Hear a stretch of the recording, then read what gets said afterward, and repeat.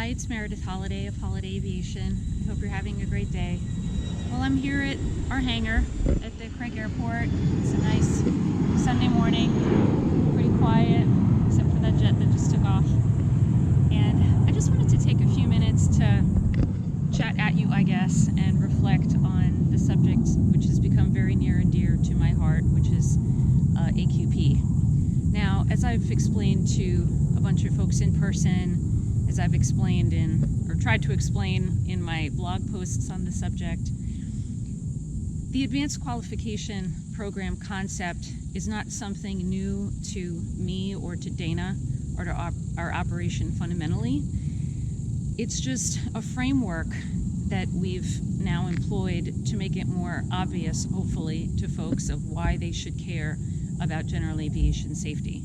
Now, you'd think it would be obvious, right?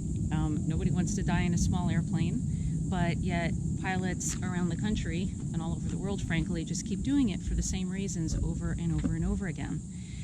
And I got to thinking, as I was looking through some NTSB reports for the seminar that I held yesterday here at the office on AQP, which, by the way, was only attended by 4 people. And even though I offered an online login option, nobody logged in. I feel like as a society, we've just become passive users, passive observers of everything going on around us. I mean, think about it. Look at, if you go on YouTube or Instagram or any of those platforms, if there's an incident or an accident, not in aviation necessarily, but like a car wreck or somebody, beating up an old person on the sidewalk. What do you consistently see happening, especially over the last couple of years as these things get posted?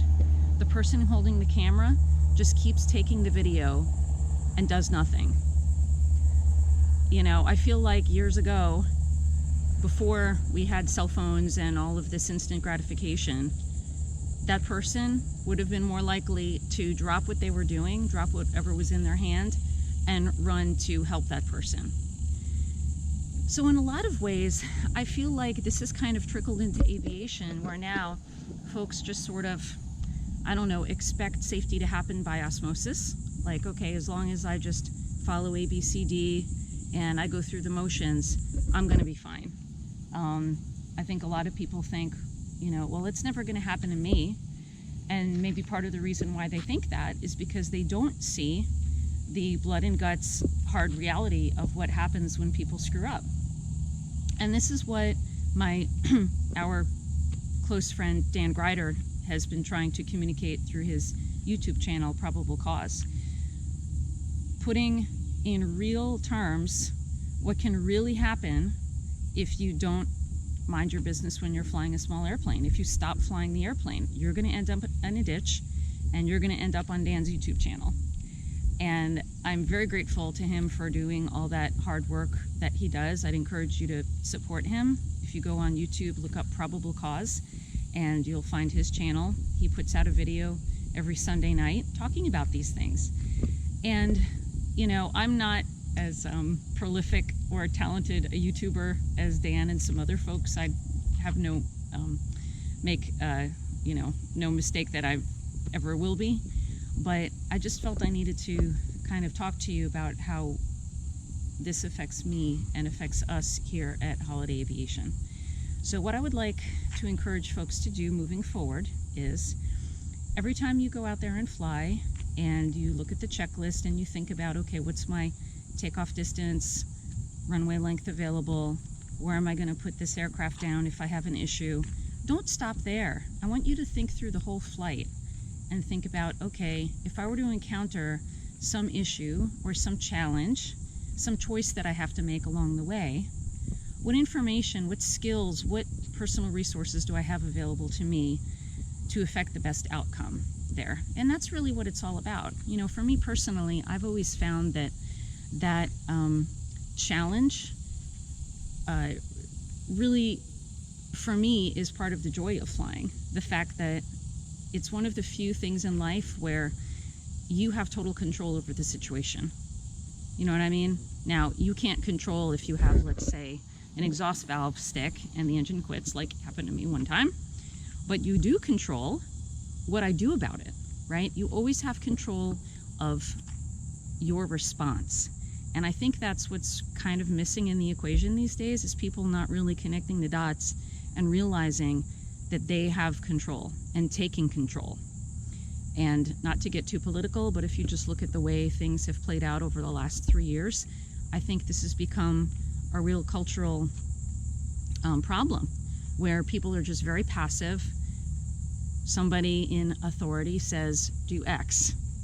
And instead of thinking through what the best choice is for them, they just say, okay, and they throw up their hands and give up.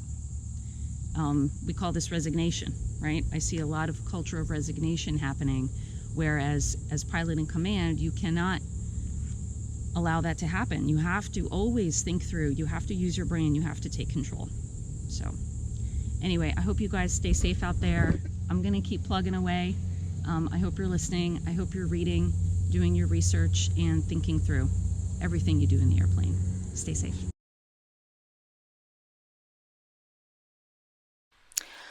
So I want to talk a little bit now about the private pilot airman certification standards and how the FAA is failing miserably at the stated goal of the airman certification standards.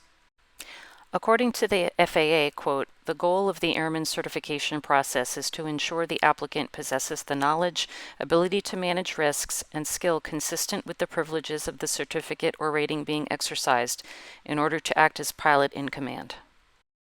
However, according to this data provided by the Bureau of Transportation Statistics, there has not been a substantial reduction in general aviation accidents since the ACS was introduced in 2016. The main thing that all pilots need to recognize about the Airman Certification Standards, or its predecessor, the Practical Test Standards, is that these documents represent minimum government standards for performance. And any designated pilot examiner who is using this document to conduct a practical test can only do so much in the 2, 3, maybe 4 hours that he or she has with an applicant to really determine whether or not this person is going to be safe moving forward. Passing a check ride is not a guarantee that any given pilot is going to be safe the very next day. And the NTSB reports, unfortunately, substantiate that. Consider the task related to night flying. The FAA even admits that this is not evaluated in flight generally because most practical tests are conducted during the day. So the average private pilot is going to have the required 3 hours of night flight training with an instructor, and then they may never get any real-world experience actually flying at night until they might either intentionally or maybe because they were late returning from a trip end up flying at night, and then they won't be prepared to actually handle what they're encountering. Check out these 2 NTSB reports I found on this subject. In this first accident, which is so sad, this 17-year-old kid went out flying at night, encountered some clouds, lost control of the airplane, crashed, and died. You have to wonder, did his instructor ever coach him on the fact that that might happen? Was the pilot able to realize that this might happen if you went out and flew at night, VFR? This second one is also very painful to read because this 24-year-old pilot went out flying VFR at night, having just earned an instrument rating at a, quote, professional flying academy, and lost control of the airplane over the water without visual references. If he just got his instrument rating, why was he flying VFR at night, and why was he not able to control the airplane in that situation? You have to wonder. You know, these designated pilot examiners have a really difficult job to do. As I said before, they just have a few hours with people to determine whether or not that individual is going to be the next knucklehead who's going to end up in an NTSB report. And honestly, they have no way of knowing. They have to determine that the pilot meets the standards that are presented in the ACS and issue the certificate, and that's really all that they can do. But it's really incumbent upon each pilot to take it upon themselves to really think this stuff through and make sure that they are prepared to go out into the world and fly and handle all of these situations. And if they're not sure, get additional training, get a little more practice. Don't just pat yourself on the back really hard and say, oh yay, I passed my check ride. Now I'm super pilot and I can go do anything. That's totally not true.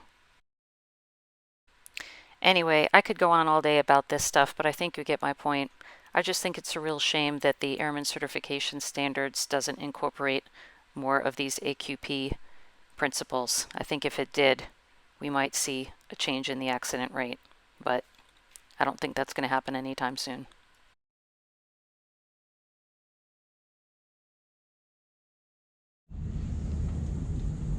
Hey guys, good morning again. It's Meredith. It's Monday morning now, and I'm going to talk to you a little bit more about how we address AQP concepts and scenarios here at the flight school. And first, I'd like to give a shout out. You'll see my t-shirt today to our friends at US Freedom Flyers. Hey to Josh and Christina and all the volunteers that are doing a great job defending your right to fly. If you're thinking about becoming an airline pilot or any sort of pro pilot one day, you definitely want to check these guys out at US Freedom Flyers. All right, so if you look at the checklist and the POH for various airplanes, various makes and models and years, you've probably noticed some variation. Now, I'm sitting here today in our beloved 1969 Cessna 150, November 60254, which is a cutie pie of an airplane. We have a matching Tweety Bird sticker to go along with the yellow paint job on the tail. But apparently in 1969, Cessna didn't feel that it was relevant to include emergency procedures at all in the information manual. They're just simply not there. Now, a couple years later, pardon the coffee stains, we get around to the mid-70s for the Cessna 150, and Cessna wised up a little bit, and now we have Section 3 emergency procedures. But even with those procedures in there, they're pretty vague. So let's take a look at what the information manual for the mid-70s Cessna 150 says to do if you have an engine failure after takeoff. Now, to their credit, they do say prompt lowering of the nose to maintain airspeed and establish a glide attitude is the first response to an engine failure after takeoff. That's actually pretty cool. Very much what we are saying in our AQP training, that you got to push to keep the airspeed going. In most cases, the landing should be planned straight ahead with only small changes in direction to avoid obstructions. Altitude and airspeed are seldom sufficient to execute a 180-degree gliding turn necessary to return to the runway. Now, it depends on how high you are, right? And that's one of the things that we train is at a certain point, the quote impossible turn, which they're referring to, becomes possible. And this is something that you want to make sure you calculate and train for and plan in advance so that you can affect the best outcome. Because at some point, turning around may be better than going straight ahead. Depends on what's around your airport. And so you ought to practice and know the answer to that question. Nonetheless, they say airspeed 70 miles per hour. Okay, and they've already given us some guidance as to how to get to 70 miles per hour. And this is something that has to be trained. You have to be just prepared and spring-loaded to react and push that yoke forward to keep that airspeed going. Mixture idle cutoff, fuel shutoff off, ignition off, flaps as required, 40 degrees recommended. Now in the Cessna 150s, we still have the 40 degrees of flaps. In some older model Cessna 172s, you still had the 40 degrees.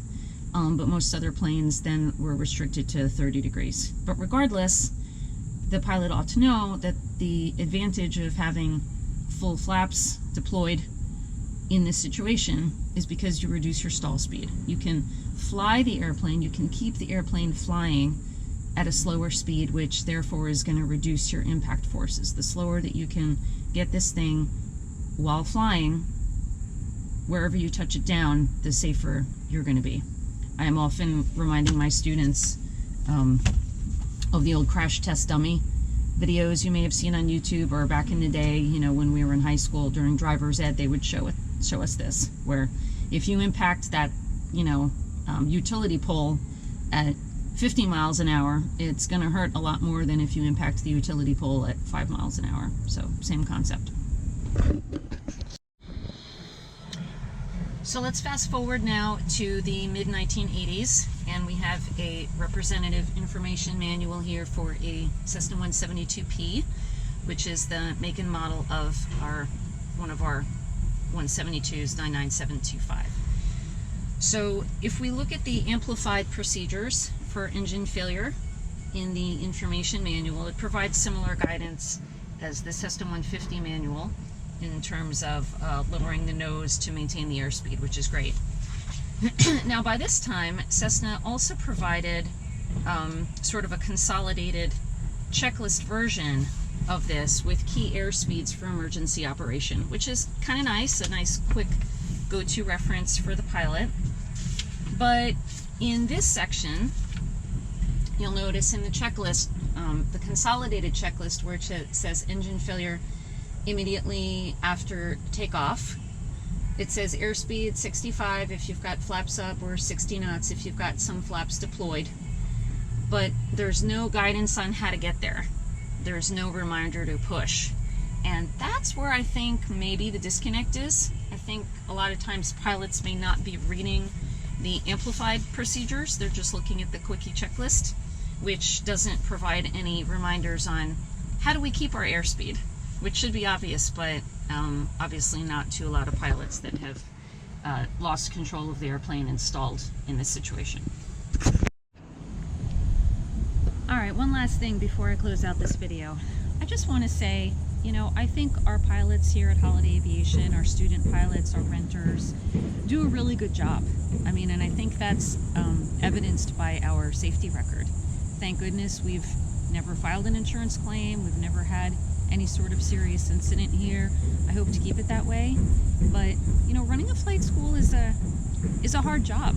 You know, there's a lot of responsibility here. I've got lots of people's you know, lives that we're responsible for, and that's part of what this AQP emphasis is all about, is getting people to really own their own safety and think about these things each time they go out and fly. You know, the challenge for me as the owner is that I can send out a million emails, I can reinforce training, I can make these videos, I can put DMMS stickers on the airspeed indicators, I can update the checklists, I can do all of these things over and over and over again, but at the end of the day, it's up to you as the pilot to actually implement. It's up to you to go out there and practice. It's up to you to pick up the books and study and to really, like I said, own this process. So I hope you guys will continue to do that. Thanks so much for listening, and we'll see you soon.